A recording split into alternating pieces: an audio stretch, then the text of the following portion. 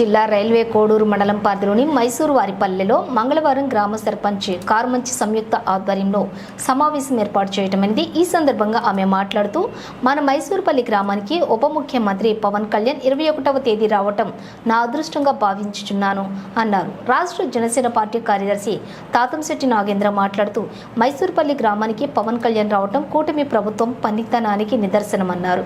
గ్రామంలోని అందరి అవసరాలు తీరేలా విద్య, ఉపాధి, ఆరోగ్య, రైతుల, నిరుద్యోగుల సమస్యలు పరిష్కరించుకోవటం ఇదొక చక్కటి మార్గమని తెలిపారు.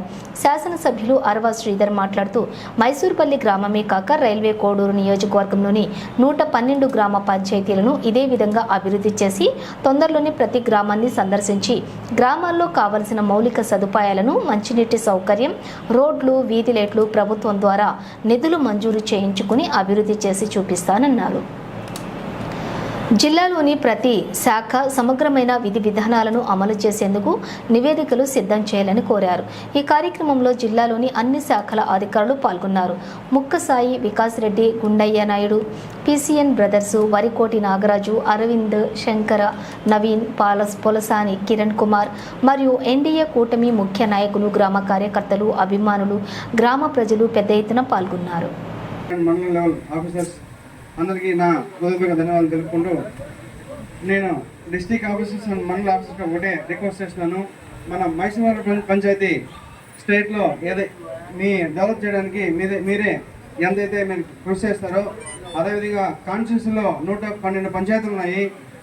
మన మైసూరు పంచాయతీ ఆదర్శంగా తీసుకొని అదేవిధంగా నేను 100 పంచాయతీల్లో ఎంత డెవలప్ చేయాలో అంత డెవలప్ చేస్తానని ఈ సమాముఖంగా తెలియజేస్తున్నాను. అదే మన డిప్యూటీ సీఎం గారు ఆదేశాల మేరకు మైసూరు పంచాయతీ సెలెక్ట్ అయినందున ఈ పంచాయతీ ఎలా డెవలప్ అవుతుందో డ్రైన్స్ కానీ, స్కూల్స్ కానీ, వెటనరీ హాస్పిటల్స్ కానీ ఏదైతే డిపార్ట్మెంట్స్ అవి కావాలో రిమైనింగ్ పంచాయతీలు కూడా అదే విధంగా నేను తీర్చిదిద్దుతానని ఈ సమాముఖంగా మీకు తెలియజేస్తూ సెలవు తీసుకున్నాను.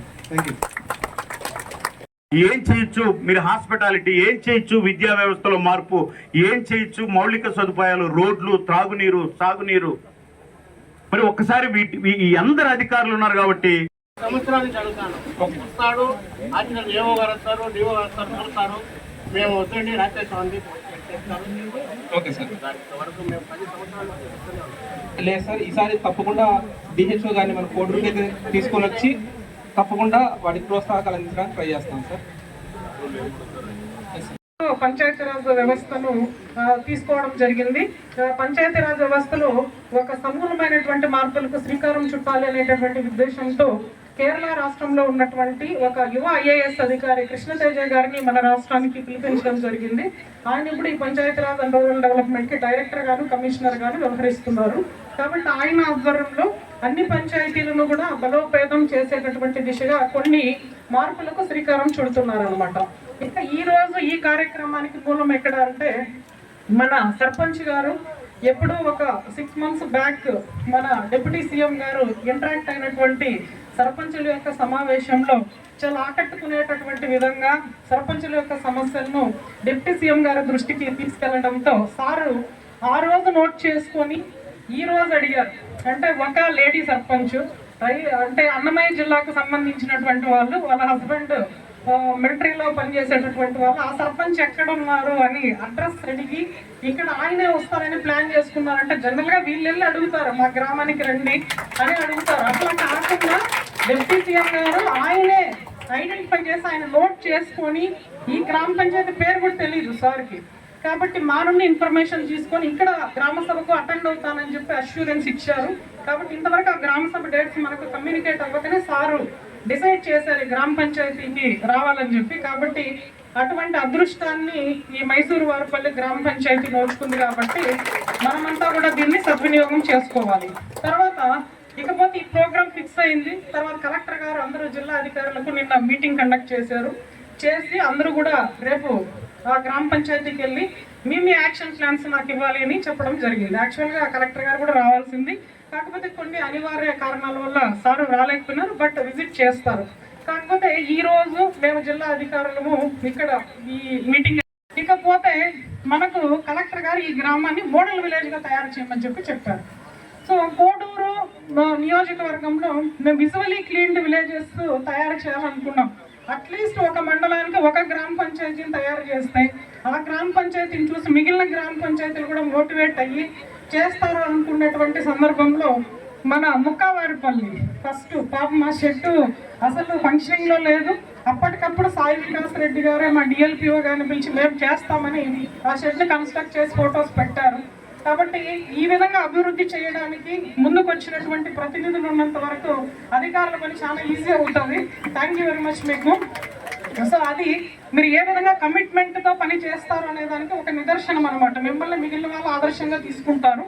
కాబట్టి అదేవిధంగా మైసూరు వారిపల్లి పంచాయతీని కూడా సెలెక్ట్ చేయడం జరిగింది. కాకపోతే వీళ్ళు సెలెక్ట్ చేసుకున్నటువంటి గ్రామ పంచాయతీలు ఎలా ఉన్నాయంటే already developed villages almost all. అంటే ఇంకేదో కొద్దో గొప్ప పని చేస్తే అక్కడ దాన్ని డిక్లేర్ చేసేయచ్చు. అటువంటి విలేజెస్నే సెలెక్ట్ చేసుకున్నారు ఫస్ట్ స్పెల్లో. కాబట్టి ఈ చిన్న చిన్న పనులు ఏవైతే ఉన్నాయో వాటిని కనుక కంప్లీట్ చేసినట్లయితే 100% మనం ఆ పంచాయతీని అభివృద్ధి చేసేదానికి అవకాశం ఉంటుంది. ఇకపోతే మోడల్ విలేజ్ అంటే ఏంటి అంటే ప్రతి అంశంలో కూడా ఆదర్శంగా ఉండాలి. ఏ అంశం అన్నా తీసుకోండి. ఇక్కడ సో ఏదన్నా క్రానిక్ డిసీజెస్ కానీ ఇక్కడ సరైన మీ జబ్బుకు ఇక్కడ సరైన దొరకకపోతే పిహెచ్సి కానీ లేదా సమీపంలో ఉన్న రైల్వే కూడా సిహెచ్సిలో కానీ వైద్య పొందవచ్చు. ఇక్కడైతే ఎమ్మెల్యేస్ మానస అని ఉన్నారు, ప్లస్ ఏఎన్ఎం అమ్మ వీళ్ళిద్దరూ ఉన్నారండి. సో ఇక్కడ మీరు వైద్య సేవలు అయితే 104 వస్తుంది. దాంతో పాటుగా ఇక్కడే విలేజ్ హెల్త్ క్లినిక్ కూడా రన్ అవుతుంది. ఈ విలేజ్ హెల్త్ క్లినిక్ లో మానస ఎమ్మెల్యేస్ గారు ఉన్నారు, మీకు మీ ఏఎన్ఎం గారు కూడా ఐడియా ఉన్నారు, ఉమామహేశ్వరి ఆవిడ కూడా ఉన్నారు. సో చిన్నపాటి ఏదైనా వైద్య సేవలు అయితే ఇక్కడ దొరుకుతుంది. ఒకవేళ అంతకు మించిన స్థాయిలో ఏదైనా వైద్య సేవ కావాలంటే చెట్టుకుంట పిహెచ్సి అక్కడికైనా వెళ్ళవచ్చు, లేదా రైల్వే కూడా సిహెచ్సి ఇక్కడికైనా 2 చోట్లకైనా వెళ్ళవచ్చు.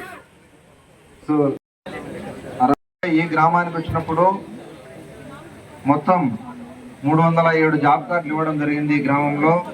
అయితే అందులో 192 మంది జాబ్ కార్డులు యాక్టివ్గా ఉండి పనికి వస్తున్నారు. సో 192 జాబ్ కార్డులలో 268 మంది పనికి వస్తూ ఉన్నారు. వీళ్ళందరికీ ఈ సంవత్సరం మనకు పోయిన సంవత్సరం వచ్చేసి 13,000 అంటే 23-24 పైన. దేశంలో మైసూరు వారిపల్లెలో మీరు వెళ్ళి చూసి రండి. రాష్ట్రంలో ఇంకో పంచాయతీలో అక్కడున్న అధికారులకు కానీ నేను మీకు విలేజ్ చేస్తే మీ ఊరు గురించి గొప్పగా చెప్పుకుంటారు కాదు, మాకున్నటువంటి అప్పుడున్నటువంటి మెడికల్ హెల్త్ అండ్ ఆఫీసర్లు కానీ, మాకున్న ఎడ్యుకేషన్ డిపార్ట్మెంట్ కానీ, మాకున్నటువంటి పంచాయతీరాజ్ డిపార్ట్మెంట్ కానీ థీమ్స్ ఉన్నాయి. ఆ 9 థీమ్స్ లో లైవ్లీహుడ్ అనేటటువంటి థీమ్ ఒకటి ఉంది. అంటే ఏంటి, ఆ గ్రామంలో ఉండేటటువంటి ప్రతి ఒక్కరూ కూడా ఏదో ఒక జీవనోపాధిని కలిగి ఉండాలి. అది వ్యవసాయం కావచ్చు, వ్యాపారం కావచ్చు, ఏదైనా కావచ్చు. దానికి సంబంధించి మహిళా సంఘాల వాళ్ళు కానీ మిగిలిన డిపార్ట్మెంట్స్ వాళ్ళు కానీ ఫైనాన్షియల్గా ఇన్పుట్స్ ఇస్తున్నారు.